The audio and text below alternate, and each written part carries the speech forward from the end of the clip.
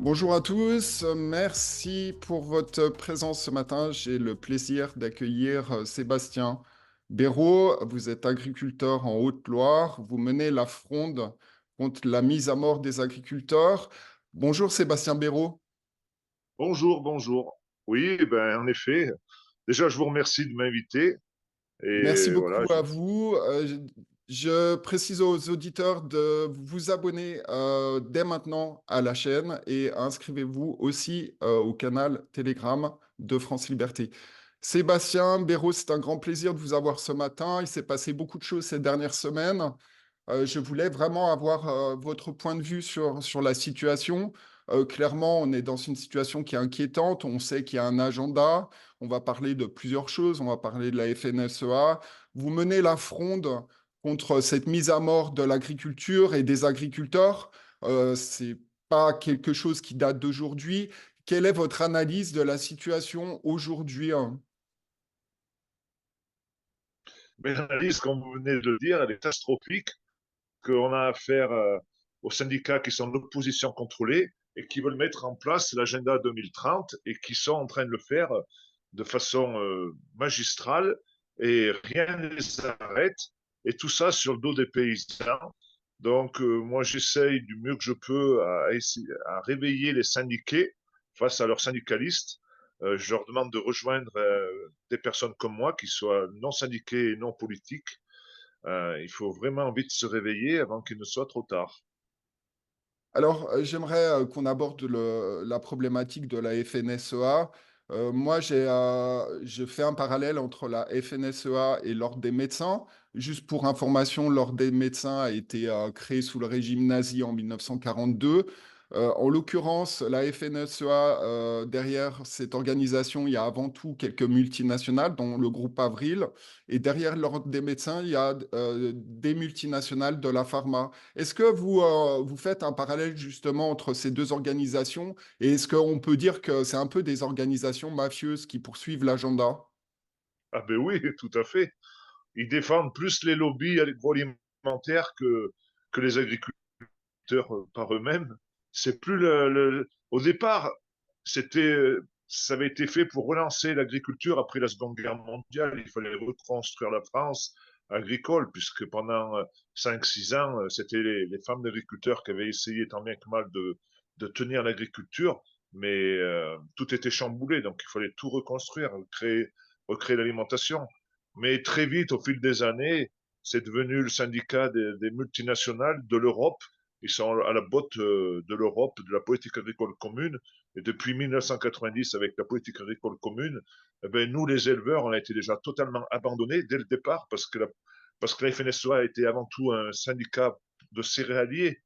Et d'ailleurs, au départ, la politique agricole commune, elle était surtout faite pour les gros céréaliers, ceux qui produisaient beaucoup de céréales à l'hectare, et nous, au détriment de l'élevage. Donc après ça, ça a essayé d'être rééquilibré, mais le problème, c'est que on est payé comme nos arrière-grands-pères, et les coûts de production ont flambé. Donc les aides PAC, eh ben, ils sont pas là pour compenser les prix.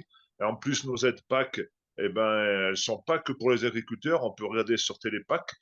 Toutes les communes et communautés de communes, elles touchent de l'argent de la PAC et qui nous est piqué à nous. Donc, c'est juste, cette Europe, elle est devenue cannibale. Elle est là pour nous faire disparaître avec la mondialisation, avec, voilà, les Davos, les Macron, tous ces gens-là. Ils en ont rien à foutre de nous. Ils sont, ils ont un agenda à suivre et ils le suivent très bien. C'est ça qui est complètement fou. Alors, au sortir de la Seconde Guerre mondiale, il y a l'industrie chimique qui a démarché les agriculteurs pour leur imposer toutes sortes de produits phytosanitaires, notamment des engrais azotés, etc. Alors qu'avant, les agriculteurs savaient par des méthodes ancestrales comment cultiver les terres et on les a poussés dans la chimie. Qu'est-ce que vous pensez de ça? Ben oui, en fait, les chambres d'agriculture qui sont à la botte de la FNSEA, les techniciens chambres, dans les années 70-80, ils ont fait faire des choses euh, pas hors normes. Mais au départ, je pense qu'ils n'étaient pas forcément au courant que tous ces produits, ces engrais, ces produits chimiques, euh, ces produits phytosanitaires étaient dangereux pour l'homme. D'ailleurs, moi, la génération de mon père, ils n'avaient pas été, euh, on leur avait pas appris la façon de les utiliser, prendre des masques, tout ça. Et les générations de mon père, ils sont quasiment tous morts dus à ces produits. Moi, j'ai mon père, il est mort il y a déjà 12 ans d'une leucémie. Le gars qui nous vendait les produits là sur la commune, il est mort 6 mois après parce qu'il inhalait des produits chimiques. Tout ça, honnêtement, je pense qu'au départ, ils n'étaient pas forcés de savoir que c'était mauvais. D'ailleurs, on pouvait voir la pub du Roundup avec le chien qui mangeait l'os dans le jardin.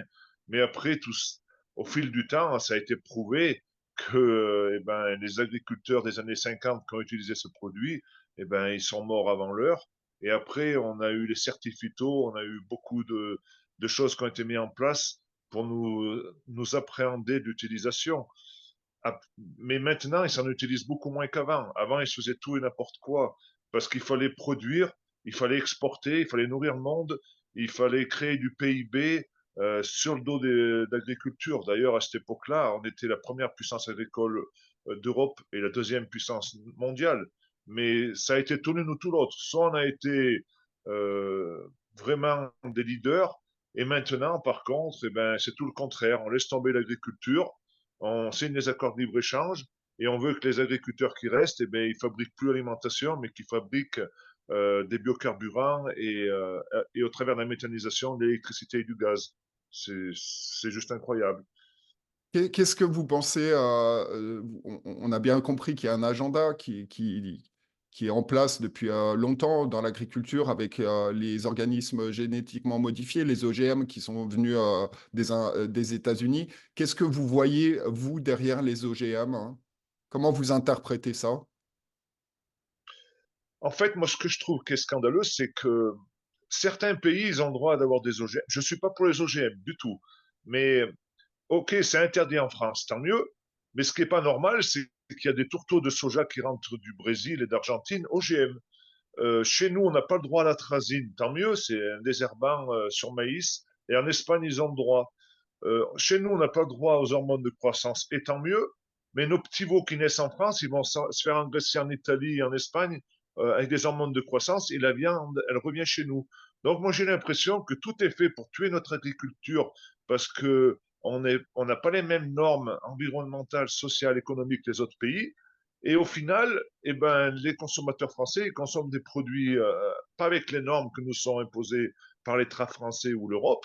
Et au final, c'est nous les paysans qu'on est baisés. Donc moi, ce que je demande, ça serait que toutes les normes qu'on a en France, ce soit dans le monde entier pareil.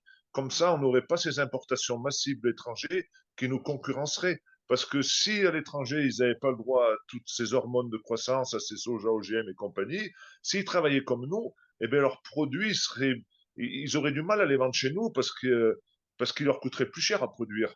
Et c'est ça, tout est fait pour nous mettre en concurrence déloyale. Mais même au sein de l'Europe, on le voit, les Allemands, ils font travailler des Polonais à 5 euros de l'heure, quand nous, on travaille à 10, 15.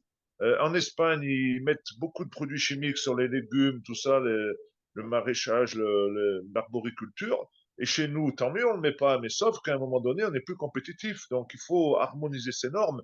Et on voit bien qu'ils ne veulent pas. Ils veulent juste nous mettre en concurrence. Donc, c'est pour ça que moi, je demande à ce qu'on sorte de cette Europe qui nous met tout le temps en concurrence. Il faut que chaque pays retrouve sa souveraineté alimentaire, économique et financière. Ça ne peut plus durer. Euh, Ils font tout pour nous faire disparaître, nous les paysans français. Et après, ils vont s'attaquer aux autres pays, c'est sûr. Alors, on voit bien qu'il y a évidemment un agenda qui est en lien avec Bill Gates et toute son activité avec l'OMS, sa constellation de sociétés qui gravitent dans les biotech. On voit bien qu'il y a une volonté depuis des années d'imposer aux agriculteurs en fait des semences en particulier pour pouvoir les breveter et les lier complètement et les rendre complètement dépendants. Comment vous comprenez ça, vous? Oui, puis je pense qu'ils sont même passés à la vitesse supérieure. Il faut savoir que Bill Gates, il finance L214. L214, moi, j'ai rien contre eux. Mais pendant un temps, ils nous ont fait croire qu'on était des mauvais éleveurs avec le bien-être animal. Donc après, ça n'a pas marché. Donc maintenant, ils nous disent que nos vaches, elles pètent, elles rôtent, elle pollue à hauteur de 20% des gaz à effet de serre. Ce qui est peut-être, mais je pense que la viande qui vient de Nouvelle-Zélande, la viande ovine, le lait qui va venir de l'autre bout du monde, au final, écoute, il va bien plus polluer l'atmosphère. C'est pas des cargos qui roulent à l'eau, ils roulent au pétrole. Donc pourquoi ils font ça, Bill Gates? Parce que Bill Gates, il veut nous faire disparaître, il veut faire disparaître l'élevage avec sa compère Van der Leyen pour mettre en place ces usines, comme ils ont mis aux Pays-Bas, comme ils sont en train de mettre en France, ces usines de farine d'insectes, ces usines de steak à intelligence artificielle, où ils vont multiplier des cellules souches, et tout ça, ça sera fabriqué en laboratoire. Ils auront la même mise sur toute notre alimentation, et, et au bon vouloir, et ben, quand ils auront envie de mettre des produits qui ne seront pas trop bons pour notre santé, ils pourront les introduire dans cette alimentation. Donc, on est passé au-delà du fait que Monsanto ou d'autres veulent nous imposer leurs semences. C'est même pire ce qu'ils veulent faire, parce qu'ils veulent nous remplacer par un nouveau type d'alimentation. Et ils y arrivent très très bien. En fait, on est 300 000, il reste 300 000 paysans en France, mais on est quasiment 300 000 de trop. Parce que eux, leur but, c'est qu'il reste plus de paysans. Ils en veulent plus des paysans. Oui, alors effectivement, bon, moi, je suis bien placé pour le savoir parce que j'habitais à la campagne et mes parents avaient une maison à la campagne et il y avait dans le village, un petit village, je crois qu'il y avait 600, 700 habitants maximum. Et il y avait à cette époque encore, dans les années 80, 90, il y avait encore beaucoup d'agriculteurs. Et je suis retourné récemment dans le village qui est près de la frontière franco-suisse et il y a quasiment plus d'agriculteurs. Je crois qu'il y en a plus qu'un ou deux sur la commune. C'est vrai que c'est gravissime. On a vu, le nombre de fermes fermées, au fil des années. Effectivement, il y a un agenda de détruire l'agriculture et de nous imposer, de la junk food, comme on dit, tout ce qui est McDo, KFC et tout ça. Qu'est-ce que vous, pensez, j'aimerais revenir sur un point un peu plus spécifique parce que, je viens de sortir un bouquin qui s'appelle «Le suicide monétaire» aux éditions Maya et dans ce livre, je parle pas seulement de la monnaie, je parle aussi de tout un ensemble de choses périphériques à la monnaie et particulièrement la technologie. Et j'ai mis la main sur des informations largement documentées d'une société suisse qui s'appelle Ciba-Geigy, qui a breveté en 1989-1990 une technologie qui permettrait de se passer des engrais en exposant des semences à un champ électromagnétique. Et ce brevet est dans la propriété intellectuelle. Et cette société suisse, cette multinationale, empêche la propagation, la mise dans le service public de cette technologie qui permettrait de se passer des engrais. Qu'est-ce que vous pensez de ça?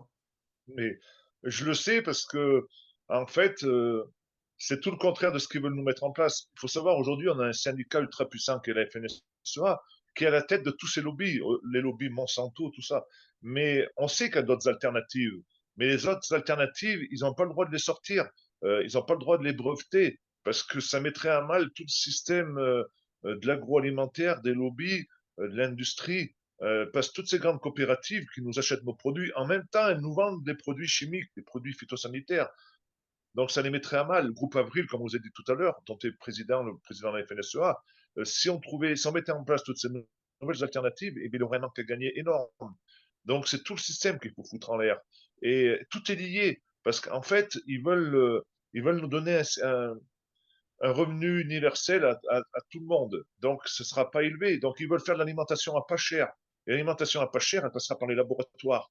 Et on ne pourra pas se permettre de faire de l'alimentation à pas cher par des agriculteurs comme moi ou comme d'autres, avec des nouvelles alternatives qui pourraient être très très bien, très vertueuses, très éco-responsables de nos sols. Mais, mais voilà, ils veulent pas. Ils préfèrent mieux embobiner tout le monde en nous parlant de réchauffement climatique, en nous parlant que nos vaches, elles polluent, tout ça. Ils sont complètement hors sujet. Parce que le réchauffement climatique, c'est eux qui l'occasionnent. C'est eux Oui. avec les chantrailles qui font tout pour modifier le climat. Oui, Et il oui, faut alors justement, c'est important ce que vous dites là, parce que là, on est en plein dans l'ingénierie climatique. On sait très bien depuis plusieurs décennies qu'ils font pulvérisation toxique atmosphérique à travers les avions de ligne. Donc, c'est des pulvérisations d'origine militaire qui sont faites à travers les avions de ligne. Et on voit dans le ciel des traînées en permanence avec un ciel laiteux. Et on suspecte que, en fait, des compositions toxiques soient émises. J'avais interviewé quelqu'un qui avait fait des analyses sur l'eau, des eaux de pluie. Et donc, il y a certains composants toxiques qui modifient le climat. Donc, c'est un moyen aussi pour ensuite instrumentaliser le climat et créer un climat justement de peur, d'angoisse, d'inquiétude par rapport à un pseudo-réchauffement climatique. Mais ce qu'on a bien compris aujourd'hui, c'est que ce réchauffement, il est créé par des gens qui cherchent à nuire et utiliser et instrumentaliser ce sujet. Qu'est-ce que vous savez, vous, par rapport à ça? Mais voilà, je suis un complotiste, vous allez me dire. Un complotiste, c'est quelqu'un qui a raison 6 mois trop tôt. On le sait qui manipule le climat, ça c'est Davos. Mais là, moi, je peux vous le prouver, ça. C'est très facile hein, pour prouver, c'est de dire. Il faut remonter en 2021, je crois que c'était, quand ils ont fait le confinement. Le premier confinement. Le premier confinement, il a eu lieu du 15 mars au 15 mai, fin mai. Et comme par hasard, cette année-là, je dis, c'est sûrement le hasard. Moi, je crois pas au hasard. Cette année-là, les paysans, ils ont quand même continué à travailler. Ils sont pas restés chez eux à avoir peur du Covid. Il fallait qu'ils travaillent. C'est la période de l'année où on met le plus de produits phytosanitaires. On soigne nos plantes, on tue les mauvaises herbes, on met des engrais chimiques. Malheureusement, c'est la période, ces 2, 3 mois où on en met le plus.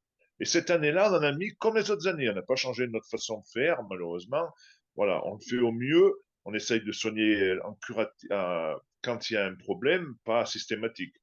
Et cette année-là, rappelez-vous, mes amis apiculteurs, ils n'ont jamais eu autant de miel. Ça a été phénoménal. Là, il n'y a jamais eu autant d'insectes, il n'y a jamais eu autant de libellules, de tout, des mouches, tout était revenu parce que pendant ces 3 mois de l'année, eh bien, il n'y avait plus de moteurs à explosion, il n'y avait plus d'ox, de dioxine, il n'y avait plus d'avions qui volaient, il n'y avait plus de chantrail, il n'y avait plus de cette pollution atmosphérique qui se dépose sur les plantes et que nos abeilles, après, elles butinent et que ça les fait mourir. Donc cette année-là, eh ben, c'est comme ça. D'ailleurs, même dans les champs de betteraves, ils ont été obligés de ressortir là, le produit pour tuer les pucerons, parce que les pucerons étaient revenus comme il n'y en avait jamais eu, parce que justement, il n'y avait plus cette pollution atmosphérique due aux avions, aux voitures, aux camions, puisqu'il n'y avait rien plus. D'ailleurs, même dans les grandes villes, il y avait des sangliers qui étaient revenus. La nature, elle reprenait ses droits, mais de façon vertigineuse. D'ailleurs, euh, pour en revenir au CO2, à la pollution due au CO2, il s'était bien aperçu qu'en l'espace de 3 mois, il y avait eu une marche arrière phénoménale. Donc, il ne faut pas tout mettre sur le dos des paysans, puisque je viens de vous dire que les paysans, ils ne sont pas arrêtés de travailler, ils ont pollué comme d'habitude. Donc, c'est bien qu'il y a un autre phénomène sociétal de pollution due à ces putains d'avions. Il n'y a qu'à regarder sur Internet la consommation qu'ils font au démarrage et quand ils atterrissent, c'est juste incroyable. Donc tout ça, ça nous retombe sur le coin de la gueule. D'ailleurs, c'est pour ça qu'il y a beaucoup de personnes qui ont des problèmes de thyroïde, qui ont des problèmes de respiration, et nos végétaux, avec nos insectes et nos abeilles, tout a été prouvé. Donc moi, je me rends compte que le réchauffement climatique, c'est pas dû à nous, à l'utilisation de produits chimiques ou même des voitures, c'est provoqué, c'est voulu, et c'est pour nous faire culpabiliser, encore une fois de plus, pour nous faire changer notre mode de consommation en disant, faites-vous pas de soucis, on va vous trouver une nouvelle alimentation, elle coûtera pas cher, elle sera presque bio, elle sera décarbonée et compagnie. Sauf que tout ça, c'est du flan et ils vont vous tuer avec cette nouvelle alimentation, il faut le dire. Ce qu'ils sont pas arrivés à faire avec le vaccin, ils vont le faire avec la nouvelle alimentation. Parce qu'ils partent du principe qu'on est trop nombreux, ils veulent réduire la population de façon très importante et ils y arriveront si on les laisse faire. Parce qu'on a affaire à des fous, à des francs-maçons. En haut, c'est des gens qui sont là pour nous éliminer. Il faut le dire à un moment donné, on ne peut pas tourner en rond pendant 107 ans. Il ne faut plus faire confiance à ces gens-là. Il faut que ce soit le peuple qui reprenne le pouvoir et qui qui disent il faut inverser les rôles. La peur doit changer de camp, pour moi. Oui, alors effectivement, là, on va parler de faits et de solutions. On n'est pas là pour tourner autour du pot. Il y a une vraie problématique autour de Macron. Macron, donc, ça a été établi depuis 2017 que cet homme est entaché d'une intention criminelle. D'une intention criminelle. Il y a plusieurs auteurs en France qui ont dénoncé de manière virulente les activités et ce que préparait cet homme, notamment Arnaud Upinski, sur son livre Macron, le président ventriloque, la figure du roi et la magie politique. Donc cet homme est fervent de magie noire au niveau sémantique, donc tout ce qu'il dit, il faut le prendre à l'envers. Qu'est-ce que vous pensez de ça, Monsieur Béraud? Mais je suis tout à fait d'accord, hein. Pour moi, c'est voilà, les nazis sont pas morts, hein. Ils sont pas tous morts, hein. Il y a les descendants, hein. Alors, si on repart sur la situation actuelle, comment vous pensez avancer sur cette fronde de, de, de l'agenda de détruire notre agriculture, détruire les agriculteurs, détruire notre qualité de vie est-ce que vous avez des axes aujourd'hui sur lesquels avancer ou une stratégie, hein, sans révéler en détail ce que vous voulez faire? Mais je pense qu'il faut que tous les peuples d'Europe ils se mettent ensemble, qu'ils se battent contre cette oligarchie, contre voilà, on le voit bien, Davos, on voit bien, c'est toute la même mafia. Ils veulent nous faire disparaître. D'ailleurs, il y a des manifestations dans tous les pays d'Europe qui sont dans cette Europe. Cette Europe, elle n'est pas là pour défendre les peuples, elle est là pour nous enterrer vivants. Donc moi, j'aimerais que tous les paysans d'Europe, on se prenne main dans la main et qu'on dise stop, qu'on arrête de vouloir nous faire battre entre nous. Il ne faut pas tomber dans ce piège de recréer une guerre euh, comme ils avaient fait en 40. On en est au même stade pour moi. Là, le régime de Vichy, le régime de Pétain, eh ben, c'est l'Europe. C'est ce sionisme fanatique avec ses francs-maçons. C'est le régime de Vichy. Et voilà, après, Donc là, on la parle France, de nazisme vert, de nazisme noir, de nazisme brun. On est vraiment dans une Europe nazie, en fait. Ils sont de retour. C'est un peu ça, hein. mais je pense qu'ils sont jamais morts, ils ont toujours Ouais, été là. ouais. Ils ont toujours été là, ils veulent gouverner le monde, ils Mm. veulent nous supprimer, ils veulent avoir la terre entière et ils sont prêts à nous faire battre les peuples d'Europe. Il ne faut pas tomber dans ce piège. Maintenant, on a l'avantage qu'avec Internet, on peut savoir beaucoup de choses et il faut que ce soit eux quand il faut aller les chasser là-haut. Il faut les faire disparaître. C'est pas normal ce qui se passe. Alors, C'est juste abominable. on a bien compris que la sortie de l'Union européenne n'est même pas une hypothèse, c'est une nécessité, c'est une obligation. Je dirais même que c'est un devoir. Aujourd'hui, il n'y a que deux personnes qui prônent une sortie immédiate de l'Union européenne, c'est Philippot et Asselineau. Donc, clairement, c'est pas seulement une sortie de l'Union européenne, mais comme je le dis aussi à travers mon livre, c'est une sortie de l'Organisation mondiale du commerce, de l'OMS et potentiellement de l'ONU, parce que toutes ces organisations supranationales qui ne sont pas élues font l'agenda. Qu'est-ce que vous pensez aujourd'hui de la stratégie de sortie de l'Union européenne? Mais déjà, on ne devrait même pas se poser la question d'en sortir parce qu'on n'aurait jamais dû y rentrer vu que 55% des Français étaient contre.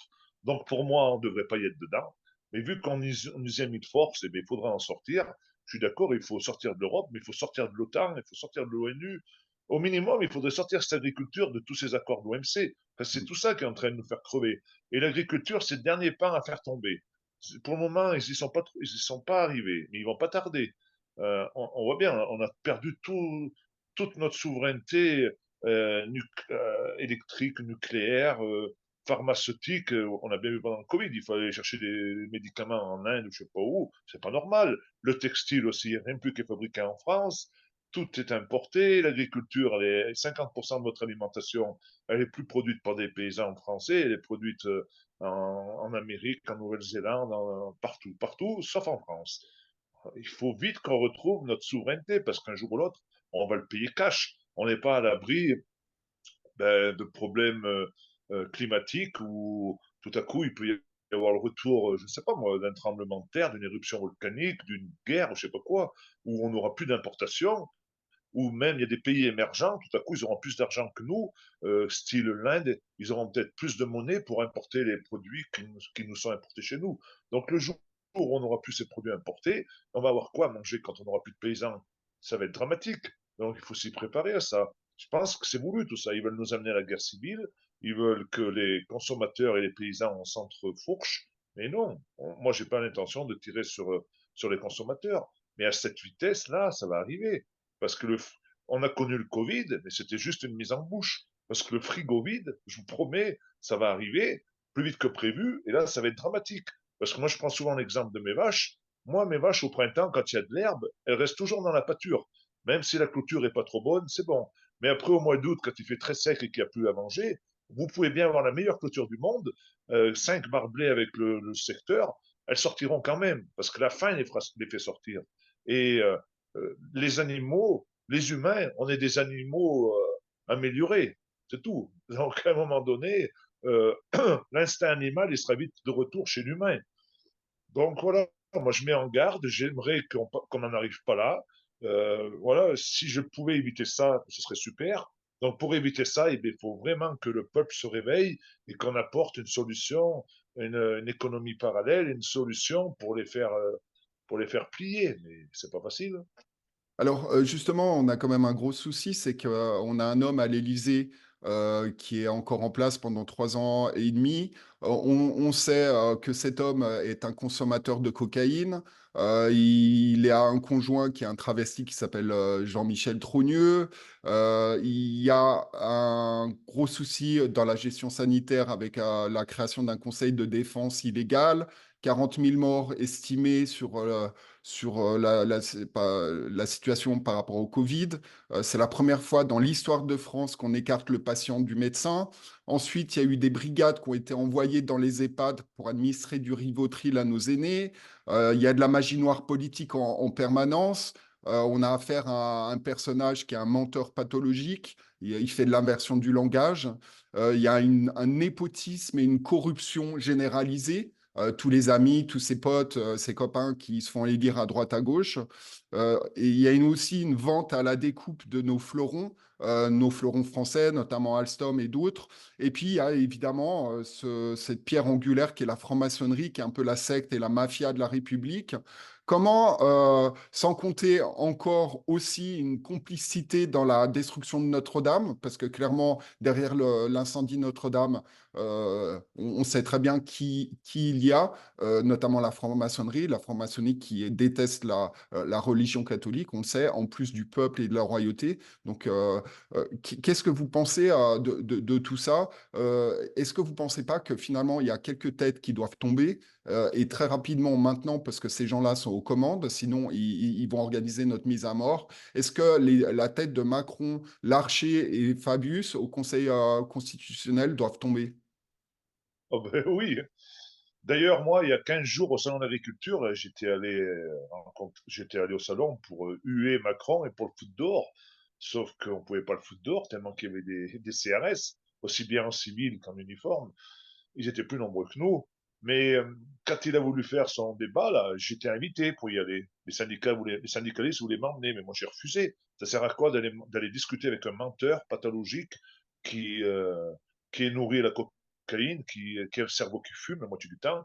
Et j'y suis pas allé, parce que moi j'aurais préféré qu'il se retrouve seul face à son pupitre et face aux journaleux. Maintenant, voilà, il y a encore beaucoup de collabos dans ce pays. C'est ça qui est triste. Le jour où on aura vraiment une forte résistance, je pense qu'ils auront des soucis à se faire là-haut en haut. Et j'espère pouvoir le vivre de mon vivant. Et bien entendu que le Larcher, le Fabius et compagnie, ils ont du sang sur les mains, c'est sûr et certain. Et ils en ont rien à foutre de nous. Ils sont là pour nous décapiter. Mais qu'ils se méfient bien. Parce que on peut regarder l'histoire de France, c'est un éternel recommencement. Oui, Après, alors justement là, on parle de solutions. Est-ce que vous ne pensez pas finalement que de toute façon, la seule personne qui peut faire levier pour stopper et sortir la France de l'Union européenne, de l'OTAN, de l'OMC, l'OMS, c'est le président de la République? Est-ce qu'aujourd'hui, les Français n'ont pas qu'une seule option réellement, c'est de dégager l'occupant de l'Élysée en forçant sa destitution d'une façon ou d'une autre? Est-ce que vous ne pensez pas que la solution, c'est vraiment ça? Mais si, mais le problème de la destitution, ça serait aux 577 députés. Mais s'ils font ça, eux derrière, ils vont sauter parce qu'il n'y aura plus d'assemblée. Il va falloir les réélire. Donc Ouais. tout le monde veut garder sa bonne place parce que la place est tellement lucrative et ils y sont à vie souvent, même de père en fils. Moi, je vois dans mon département. Donc à un moment donné, il faut passer outre tout ça. Donc moi, je demande à l'armée. À l'armée, je sais que l'armée, ils attendent vraiment que le peuple se réveille pour se mettre de notre côté. Je vois pas comment on peut y arriver de façon législative ou de façon Est-ce que vous pensez légale. qu'un blocage total du pays par notamment les agriculteurs et potentiellement les routiers pour exiger la démission immédiate de cet homme? Le problème, oui, vous avez raison, sauf que les syndicats, c'est l'opposition contrôlée. Il y a trop de monde dans ces syndicats, malgré il y ait vraiment une ouverture d'esprit, que les syndiqués comprennent vraiment mon discours ou le discours de d'autres qui se sont fait trahir et qu'il faut vraiment aller manifester sans les syndicalistes. Le problème, c'est que on a du mal à faire quelque chose parce qu'on n'est pas couvert, on n'a pas le droit, on peut prendre des amendes. Donc, alors que les syndicalistes, les syndicats, vu que c'est des oppositions contrôlées, ils ont le droit un peu de faire ce qu'ils veulent. Ils ont le droit de faire un peu des coups de force pour faire semblant qu'ils nous défendent alors qu'ils sont à la botte du gouvernement. Mais moi, je dis toutes les planètes sont alignées cette année. Donc, on a usé notre premier joker. Le premier joker, c'était le salon d'agriculture, c'est le salon des paysans. On aurait pu faire un coup d'État en foutant Macron dehors. On n'y est pas arrivé parce qu'il avait prévu la Gestapo et sa garde républicaine. Après, il va y avoir les élections européennes. Après, il va y avoir les Jeux olympiques. Et après, il va y avoir les élections Chambre d'agriculture en 2025, en janvier. Donc, tout ça, les syndicats le savent. Les syndicats, là, ils sont là en train de montrer les muscles pour gagner les prochaines élections en 2025, en janvier, pour être représentés au sein des chambres d'agriculture de Macron, du ministère de l'Agriculture. Donc c'est à nous de leur montrer, leur montrer le chemin, c'est ce que j'ai fait un peu avec Rousseau, je l'ai mis un peu devant le fait accompli. D'ailleurs, il est venu déjà une fois vers chez moi il n'y a pas longtemps, il va revenir en Haute-Loire, c'est bien. Moi, je crois qu'il n'y a pas d'hasard dans la vie. Donc, ils tremblent, mais encore, ils sont là. Ils sont là parce qu'ils ont le pognon. Ils ont le pognon, ils ont les lobbies avec eux, ils ont tout le système financier, boursier avec eux. Pour faire tomber tout ça, il faut secouer les 3 ou 4 rangées de parpaings en haut. Il faut les secouer fort pour qu'ils tombent. Mais moi, j'ai bon espoir. Maintenant, on verra bien. Et avec les Jeux Olympiques, je pense qu'il y a moyen de leur faire peur. Là, Moi, on est dans je pense que même que les Jeux Olympiques, ils n'auront pas lieu parce ils vont créer des attentats, ils vont créer tout pour que ça parte en live contre la Russie ou il va se passer quelque chose. Parce qu'il faut qu'ils trouvent un phénomène pour aller en guerre contre les Russes. Et je le sens venir gros comme une maison. Mais non, je peux me tromper, hein. Oui, effectivement, on pense qu'ils sont en train de créer une psyop, comme on appelle ça en anglais, psyop, pour créer un problème. C'est toujours la même triangulation, problème, réaction, solution. Donc, ils créent un problème, ils s'attendent à une réaction, puis ensuite, sauvez-nous, solution. Donc, vous pensez que les Jeux Olympiques potentiellement vont être interrompus, qu'il y aura potentiellement un attentat ou une forme de sidération. Ils cherchent à créer une nouvelle sidération, n'est-ce pas? Oui, oui, c'est sûr. On l'a vu avec tous les grands attentats qu'il y a eu en France. Voilà. Et puis Macron, il est trop fort à ce sujet-là. Macron, il crée les problèmes pour passer pour le sauveur. Moi, je me rappelle avec les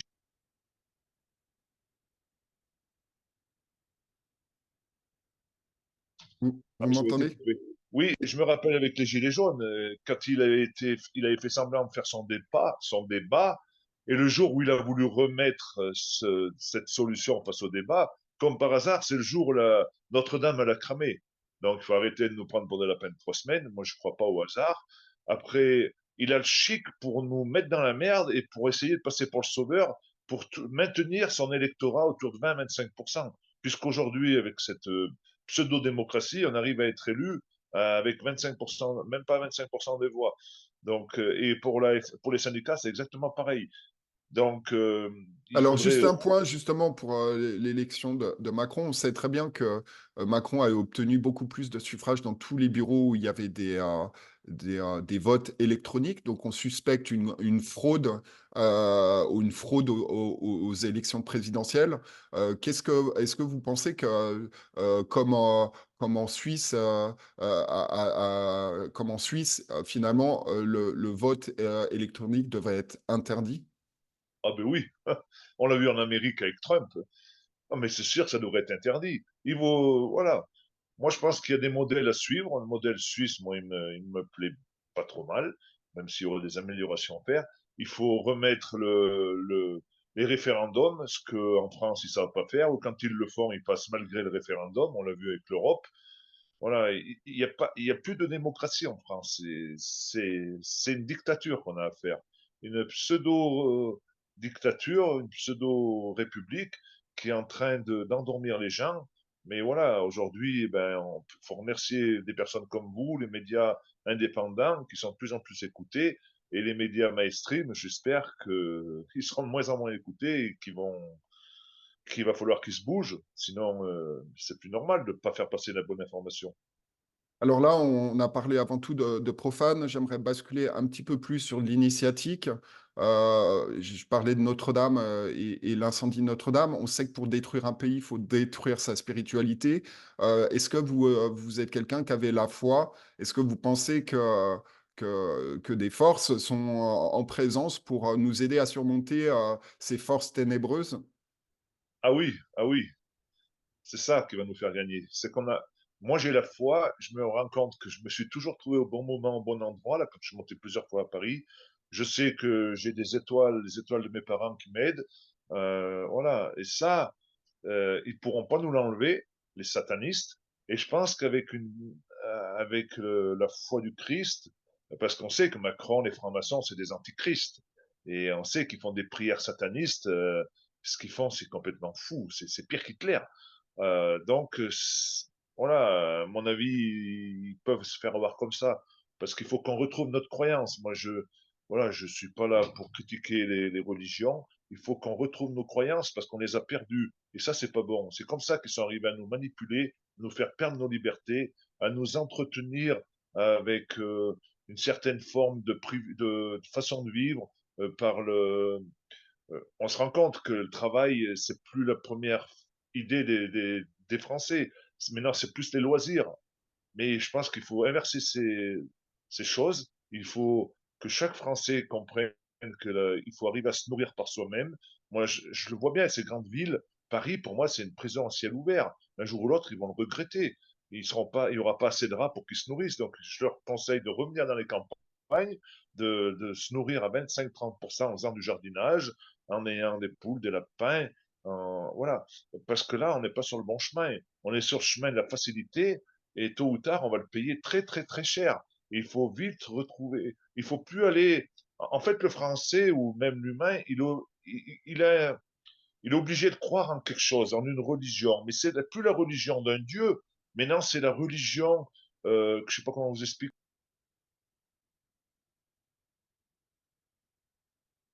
Maintenant, c'est plus la religion en certaines croyances du véganisme, je sais pas comment vous dire, de L214, du monde animaliste. Ça, c'est des nouvelles formes de religion qui sont plus là pour nous diviser que pour avancer. Il faut vraiment que les gens ils retrouvent une forme de spiritualité, mais vraiment forte en croyance en un Dieu, euh, pour combattre ce satanisme. Sinon, on rentre dans leur jeu. Si c'est des croyances qui nous sont imposées, parce qu'il ne faut pas croire à L214, tout ça, je vous l'ai expliqué tout à l'heure, c'est des pseudo-croyances pour nous diviser.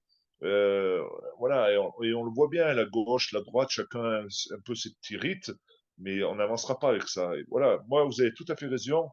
Il faut être croyant pour combattre ce satanisme, cette magie noire. Voilà, pour moi, c'est ça. Ok, donc effectivement, on a au cœur de la magie noire et de la manipulation. Donc clairement, vous n'êtes pas dupe que Notre-Dame n'est pas partie en fumée à cause d'un pur mégot, hein, on est Non, d'accord. non, c'est impossible. Impossible.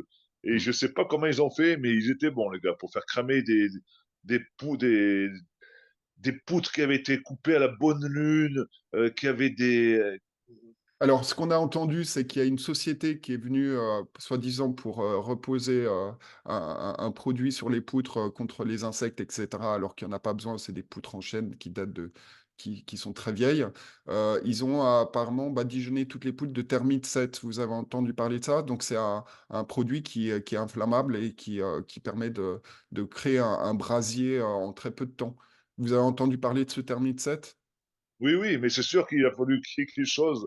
Il a fallu qu'il y ait de thermite, il a fallu qu'il y ait de l'essence, il a fallu qu'il y ait quelque chose. Parce qu'on peut pas faire une poutre, même avec une étincelle, elle peut pas brûler, c'est impossible. C'est du bois dur comme du fer. Alors, juste pour reparler, il y a beaucoup de Français qui sont quand même inquiets, il y a beaucoup de gens qui sont en stress. On voit bien qu'il y a une stratégie d'ingénierie sociale et aussi de la cybernétique qui est utilisée en utilisant toutes les techniques imaginables de contrôle, de manipulation, de culpabilisation en permanence. Et vous recommandez clairement aux Français de se rapprocher plutôt du sacré et de garder la foi, c'est ça? Ah oui, oui, oui. On n'aurait jamais dû le perdre. C'est bien depuis qu'on a perdu cette fois qu'on leur a laissé la porte grande ouverte à tous ces mondialistes. Ils nous ont amusés, et en contrepartie, ils ont été faire des dames, et maintenant ils vont nous le faire payer très très cher. Alors, je voulais aussi vous parler de certaines personnes qui gravitent autour de Macron, notamment Jacques Attali, qui est toujours là pour entre guillemets, prophétiser ce qui va arriver, mais on voit bien que c'est un pion qui sert l'agenda. Qu'est-ce que vous diriez aujourd'hui à Attali qui veut imposer sa société de nomades euh, et en 79,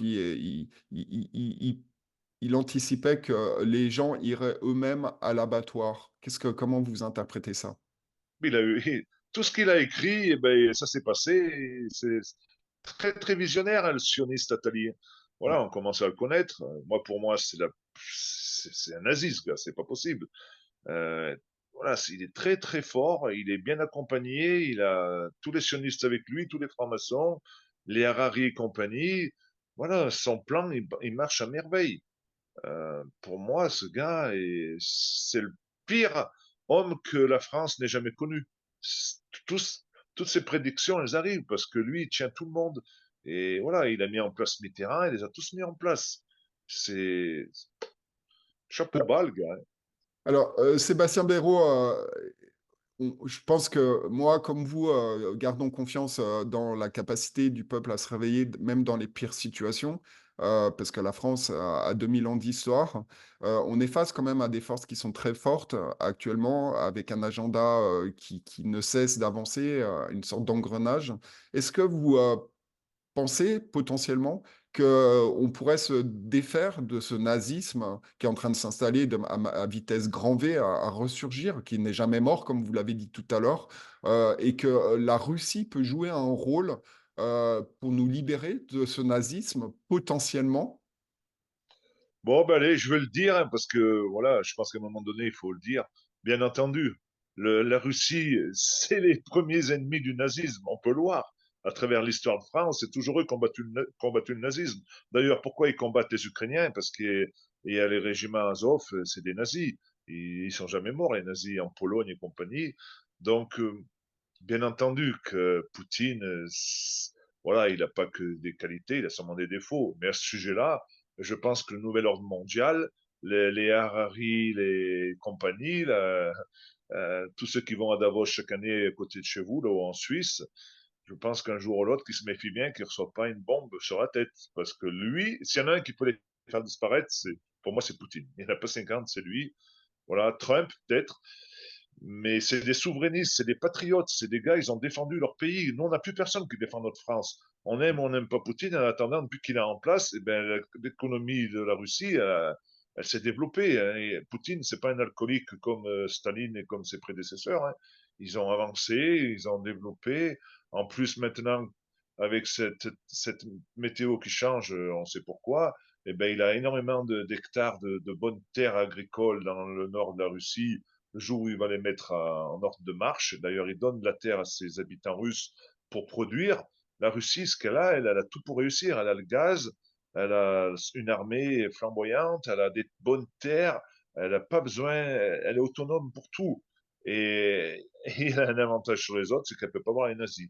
Et j'espère, avec les BRICS, moi je crois beaucoup aux BRICS, la nouvelle monnaie. D'ailleurs, pourquoi ils en veulent à la Russie, à tout ce monde, l'Occident? Parce qu'ils savent que par leur monnaie, ils vont faire péter l'euro et le dollar.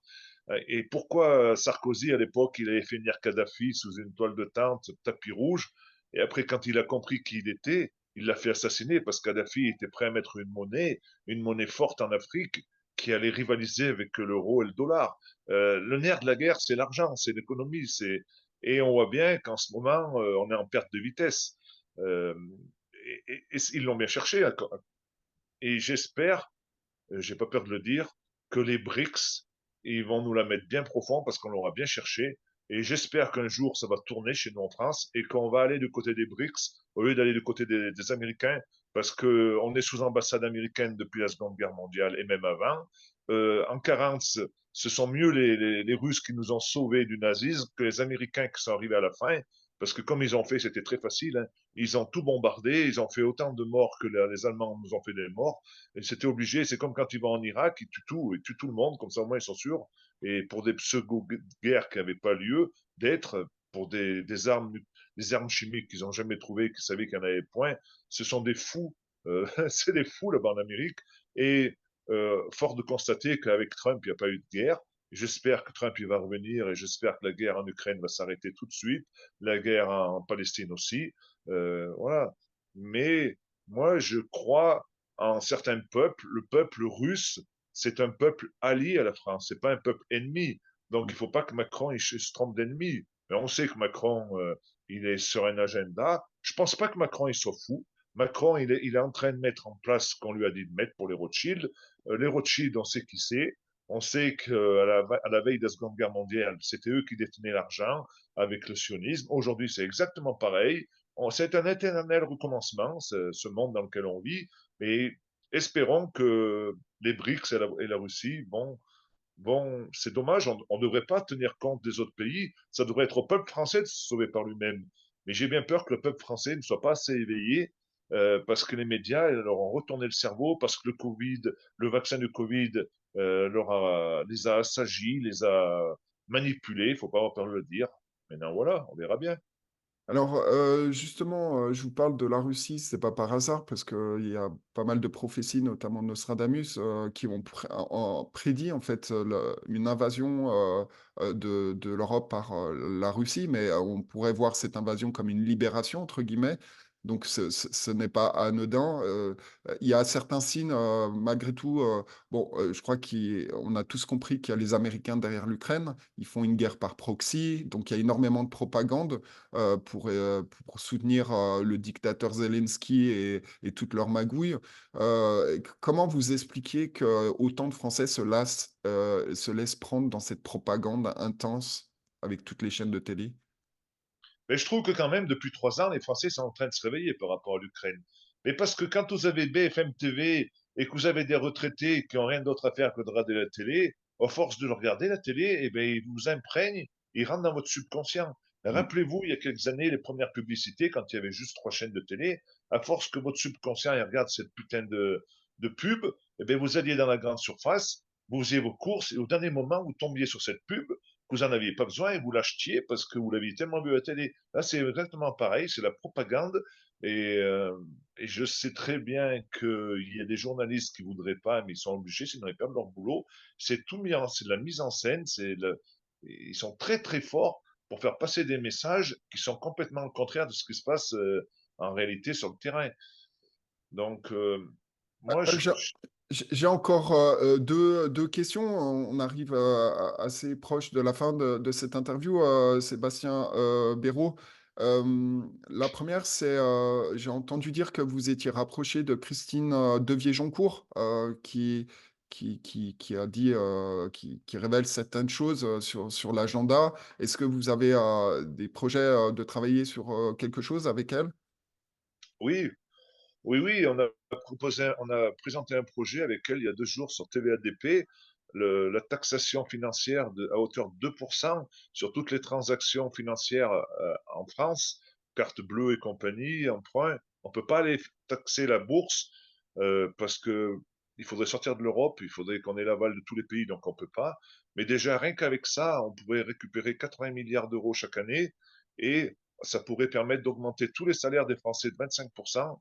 Ça pourrait permettre que les agriculteurs ils aient un salaire digne de leur travail. Ça pourrait surtout permettre d'enlever toutes les charges sociales patronales de toutes les TPE, PME et agriculteurs. Donc, tout ce qui nous a mis à mal pendant des années, eh bien, aujourd'hui, ça serait ce qui pourrait nous sauver notre France profonde. Ça pourrait éviter cette hémorragie des entreprises qui partent à l'étranger. On pourrait refaire venir nos entreprises. On pourrait déjà, désormais sortir de l'Europe parce qu'on pourrait retrouver notre souveraineté agricole en sauvant les agriculteurs qui restent, retrouver notre souveraineté financière, notre souveraineté économique, rien qu'en imposant cette taxation. Le souci, on sait que ça marche, ça a été plaidoyé face à des avocats, face à des juristes, face à des économistes. Mais le problème, c'est pour la mettre en place. Donc, on ne sait pas comment on va faire, si on va faire une pétition, si on va essayer de passer en force, si, on ne sait pas. Mais on a déjà un projet qui tient la route. Donc, avec Christine, eh bien, on va se battre.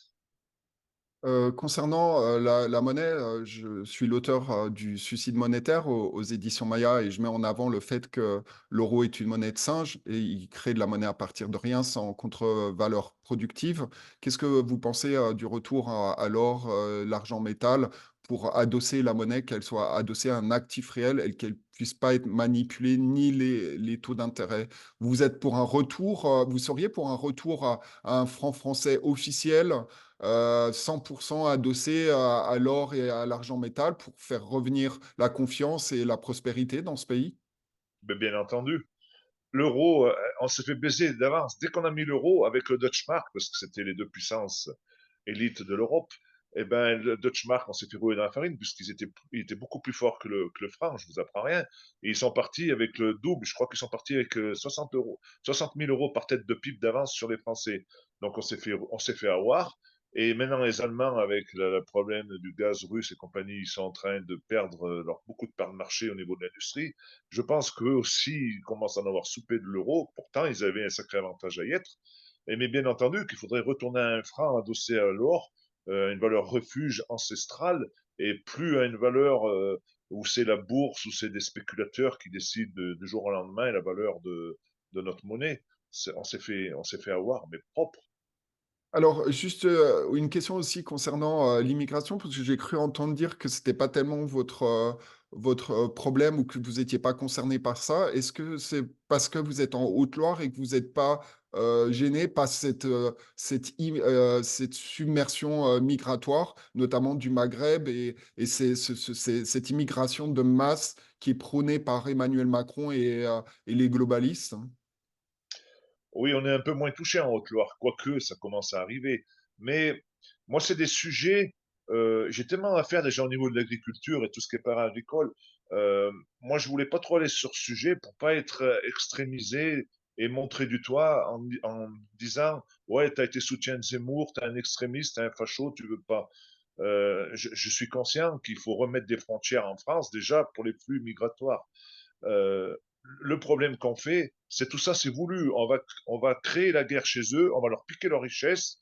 C'est ce qu'on a fait avec le pétrole, c'est ce qu'on fait maintenant avec des minerais rares pour fabriquer les batteries et compagnie. Donc, on ferait mieux d'aller chez eux et de leur apprendre l'agriculture, parce qu'ils ont des bonnes terres. L'Algérie, c'est là où il y a le plus d'eau souterrain. Il y aurait des choses à faire, tout le contraire de ce qu'on fait. Mais voilà, on sait très bien qu'ils donnent des visas pour leur piquer leur terre, pour leur piquer leurs minerais. Et tout ça, c'est de la mise en scène qui est malheureusement fictive, ça se voit, mais c'est pour nous faire battre entre nous. On sait très bien qu'ils vont les armer jusqu'aux dents. Et le jour où ça va vraiment mal aller, pour sauver leur cul là en haut, il va falloir qu'ils nous mettent en guerre entre nous, les Français, ou avec la Russie. Tout ça, c'est bien mis en place et c'est voulu. Il faut pas tomber dans ce piège. Euh, mais c'est sûr qu'il y a un problème. Quand on va à Paris, on voit bien qu'on n'est plus en France. Et moi, je les respecte, ces gens, mais il y en a qui sont en France parce ils vont pas dans certains autres pays parce que on est très laxiste et on donne de l'argent facile. Moi, quand je vois que ma mère, qui était agricultrice, qui a travaillé toute sa vie pour 400 euros, mon père pour 650 euros de retraite, 400 euros et 650 euros de retraite. Malheureusement, ils sont tous les deux décédés. Mais et quand on voit qu'on donne des salaires de 900 euros à des immigrés, c'est juste plus vivable pour le monde paysan qui se suicide tous les jours. Il y a quand même 2 suicides par jour, 50 exploitations qui disparaissent. Et tout ça à cause qu'il n'y a pas de revenus. Et voilà, il y a beaucoup de célibats, il y a beaucoup de, le peu qui se marient, il y a beaucoup de divorces dans l'agriculture. Donc, ça nous met en rage quand on voit toute cette immigration. Mais je pense qu'il ne faut pas qu'on tombe dans le panneau. On est des frères de sang, on est tous. Il faut trouver la solution, une solution du bon sens paysan, une solution diplomatique. Et il faut surtout pas la faire mettre en place euh, par les mondialistes. Eux, ils créent les problèmes pour trouver des pseudo-solutions. Non, il faut plus les créer, les problèmes. Est-ce que vous pensez aussi que les dirigeants, par exemple algériens, se sont appropriés en bonne partie et verrouillé les revenus de l'énergie, le pétrole, le gaz, etc., et qu'ils attisent volontairement la haine de la France avec leurs ressortissants? Et c'est pour ça qu'il y a aussi beaucoup de Maghrébins en France qui sont, pas intégrés, qui ne veulent pas s'intégrer et qui critiquent en permanence le pays et qui créent une insécurité. Qu'est-ce que vous pensez de cette catégorie de la population? Est-ce que ils doivent faire leur valise et retourner dans leur pays? Ben oui, il y a un peu de ça. Et il faut dire qu'aussi, on a une histoire avec l'Algérie. Il faut pas, moi, il y en a beaucoup qui se disent gaullistes, De Gaulle, mais De Gaulle, il a fait des choses atroces aussi à la fin, en Algérie. Donc, je peux les comprendre aussi, ces jeunes. Mais à un moment donné, il faut tirer un trait sur l'histoire.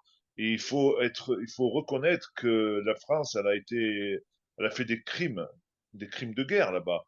Il faut passer au-dessus de ça, il faut être plus intelligent.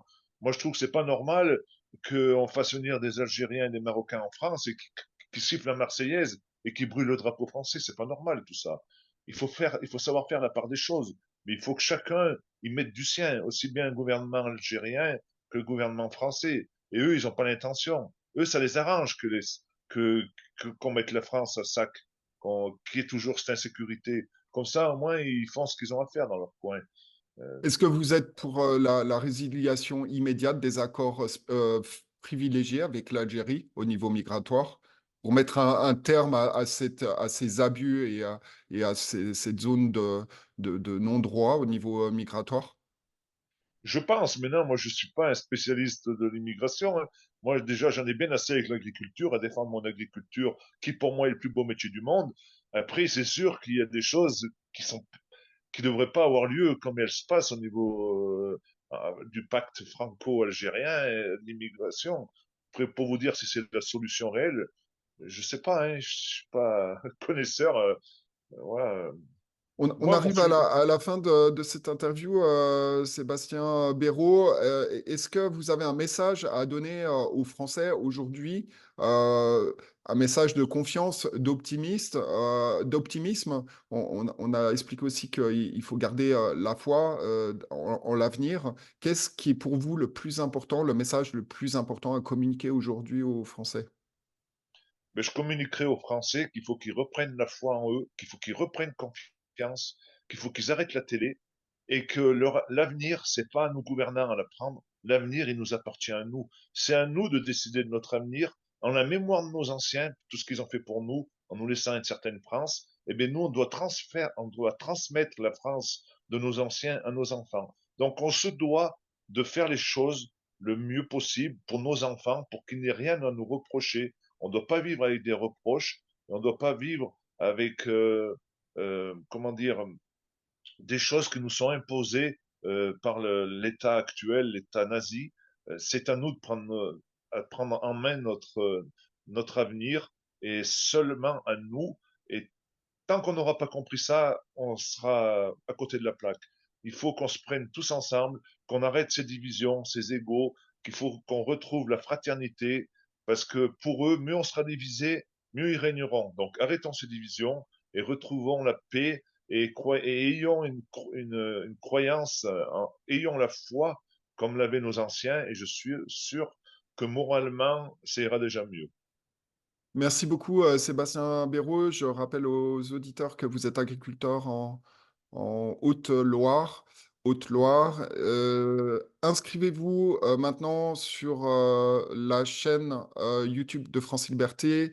Abonnez-vous maintenant et rejoignez le canal Telegram aussi de France Liberté. Sébastien Béraud, merci encore pour cette interview très complet. On a pu aborder beaucoup de choses. Merci infiniment pour cette interview. Merci à vous. Ce fut très enrichissant et vous m'avez. D'habitude, je suis pas trop collé, mais là, vu que c'était général, vous êtes arrivé un petit peu à me coller. Mais c'était très intéressant et très enrichissant. Merci à vous. Merci beaucoup. Merci.